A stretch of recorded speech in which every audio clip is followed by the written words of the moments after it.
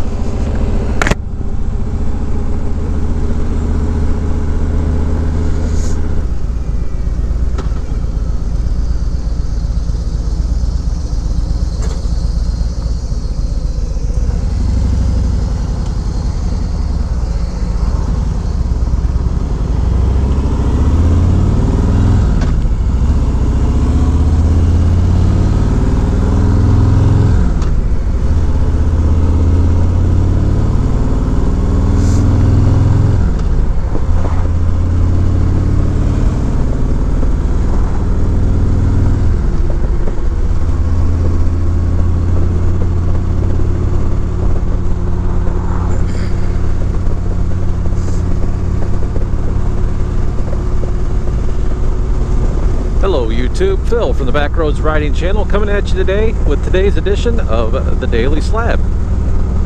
It is a beautiful Saturday afternoon in Grand Blanc, Michigan. It is March 17th, 2018. Absolutely beautiful out today, sunny. It's a little on the cool side. It's about 42 degrees right now. Absolutely beautiful though. Great riding weather. And we are taking a round up in 15, so we're heading that direction anyways. Trying out some new stuff with the cameras today. I've seemed to have been on a action camera kick recently, and I'm doing some testing with some different shots. Not sure how all they're going to turn out. It's kind of testing on the fly here as we go. I probably shouldn't be doing it that way, but I am. And we're testing out some different mounts, different angles, and so throughout this log you're going to see those angles displayed, and we'll be changing those up every ride that I take. See if we can get a good set that really shows the riding, and depending on where we're at, we'll get some angles out where you can see the surrounding scenery. Today's going to be a pretty straightforward ride, so I'm just going with some standard forward shots, one on the helmet, one on the handlebars pointed back at me. I've got, well, I guess I'll go through the camera list as we go here. So on my helmet I have my Hero 6, and that one is obviously a helmet mounted shot. On my handlebars right here I have a Hero 5, which is pointed back at me, getting some of the shot behind me, but primarily for a facing camera towards me. Over on the right side of the bike here I have a Yi 4K Plus. I just picked this camera up a couple of days ago. I got a really good deal on it, and I picked it up and decided we're going to give that a shot. I have a Yi 4K strapped to my chest. Chest mounts with the Road King windshield don't do very good, but just going to give it a try today and see how the footage comes out. So one of the things that I wanted to talk about today was I'm running at, well, I'll have to flip through my indicator here to see, so I went past it. I don't know if you can see it on the camera or not, but we are at 12,722 miles.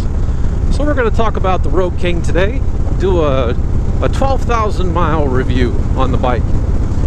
Obviously I just picked it up out of the shop a couple of weeks ago from storage, so I haven't had a lot of time to ride it, but I have some thoughts from before I put it away in storage. So far I am still absolutely sold on this bike. That 107, I mean, I'm not some motorcycle connoisseur, so I don't know all the various bikes, and but I've ridden quite a few and I've owned quite a few, and this Milwaukee 108 or 107, the Milwaukee 8, is by far one of the best Harley motors I've ever had. Now that I'm taking the Night Rod out of that, the Night Rod is kind of in a class all its own. that night rod motor is unbelievable. I don't even know what to say about that. That's an awesome machine, but it is definitely more of a racing bike, so different class of motorcycle. But this Milwaukee 8 is, I really like this engine. This motor is absolutely smooth as can be. Runs like a top, lots of torque, lots of power. You've heard me say that over and over in my videos, and it's because it's true. This is just an awesome bike. So I am 1000% satisfied with the motor. The Road King itself is a solid platform. I really like the bike. After 12,000 miles, starting to get a little bit of a brake squeak and a little bit of brake fade. I think I talked about that at the 6,000 mile review too, but so far they're still good. I still got a reasonable amount of pad left on the bike, and but they are starting to squeak a little bit, but I kind of expect that. And you know, it's one of those things where every time you wash the bike, the squeaking goes away for a little while, and then it's back again. But overall, the braking performance has been excellent. This is one of the nastiest turns right here. You cannot see who's coming that other direction. Anyways, I still have that chirping noise in the engine. I've had them look at it. They said it's normal. It's just one of those things. I don't know what it is. It's not anything that causes any kind of a problem, at least nothing I can see anyways. But it is annoying sometimes when you're sitting at a light and the bike's just chirping away. So I'm hoping that that'll kind of go away once I get my Reinhardts, because the exhaust will be a little bit louder and I won't really notice it quite so much. And it doesn't do it all the time. It's intermittent, and it definitely is there though. As far as everything else, I haven't had any trouble with things becoming loose, falling apart. I did have one. I had a muffler clamp that broke. I didn't know what it was, but my exhaust system last year, before I put the bike away, when the bike was cold, would start rattling, and then anytime you were stopped at a stoplight, it would rattle, sometimes loud.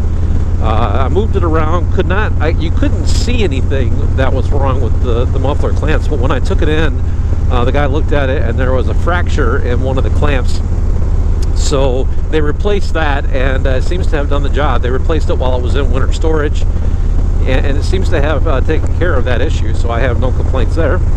So that was repaired under warranty, and I've still got a year left on my warranty, my unlimited miles warranty, so we're going to give that a run for its money this year.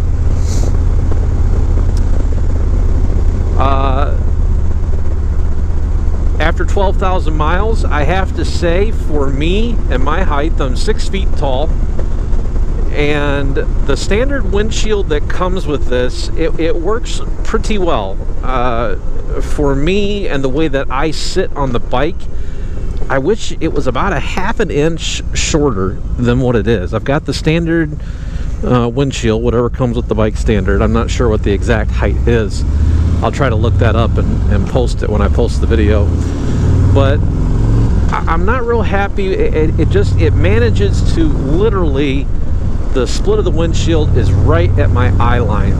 And so when I'm looking through this part of the windshield right here, I mean, I am constantly going upward, either above that line in the windshield or below it. And I do that on a regular basis. So if I sit up really tall in the saddle, I can get over it okay, but that over many miles, for me anyways, gets a little uncomfortable.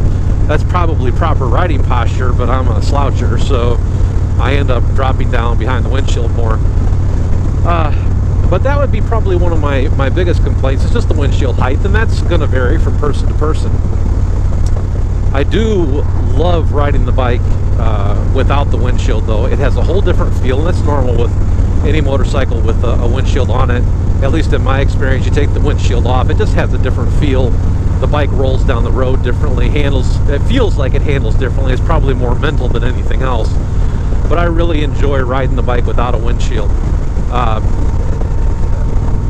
It's just got a really mean look with that windshield off, got the real wide bars on here, and I really like it without the shield. That being said, I do commute on the bike on a regular basis, so the windshield is very nice to have. It does take that pressure off of my chest. I do get a little bit of buffeting behind the windshield. My head does buffet a little.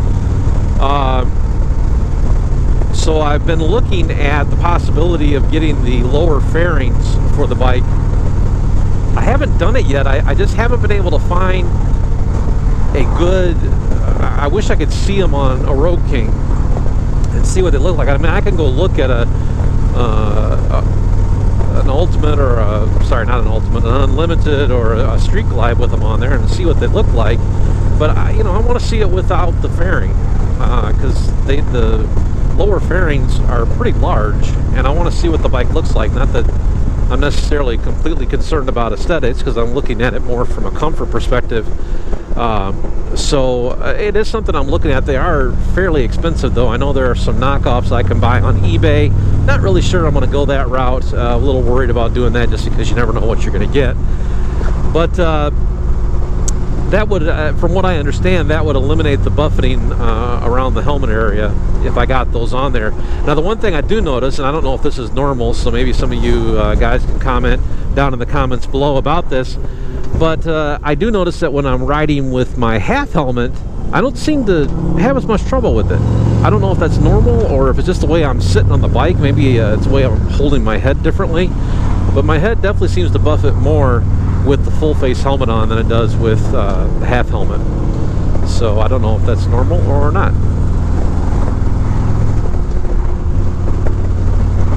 For those of you who are just joining us, we do want to encourage you to subscribe by clicking on the subscribe button down there in the corner.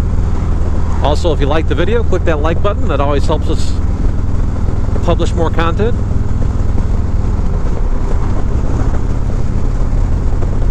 Talking about the Road King transmission, I really like the 6-speed transmission. It's very smooth, clicks into gear really well.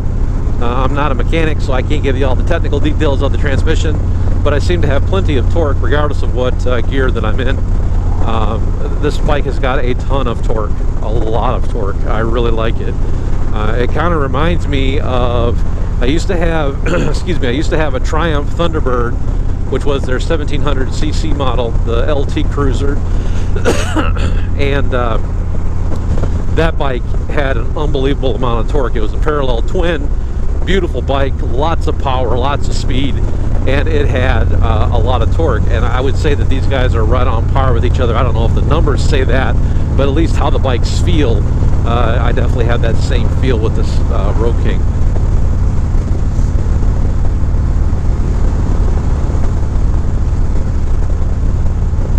So as you can see, we still have a reasonable amount of snow on the ground here. We've had a little bit of a cold snap.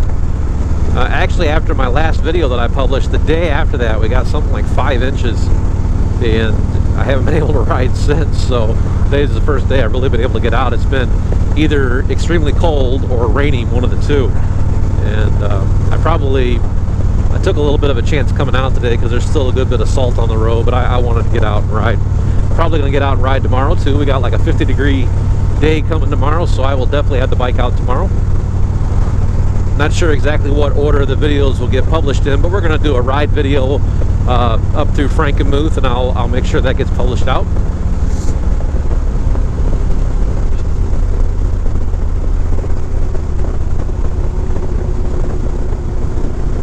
I'm still trying to stick to that 12 o'clock Eastern time frame for publishing my videos. Had a little bit of trouble this last time. I was having trouble with my computer getting it to compress, or not compress, but encode the video, and it took a lot longer than I was anticipating. So I'm starting to do some work with the multi-cam setup in Premiere Pro, and that takes a lot of resources on your machine, and I just didn't have mine configured correctly to do it quickly. So we're working on getting that changed up.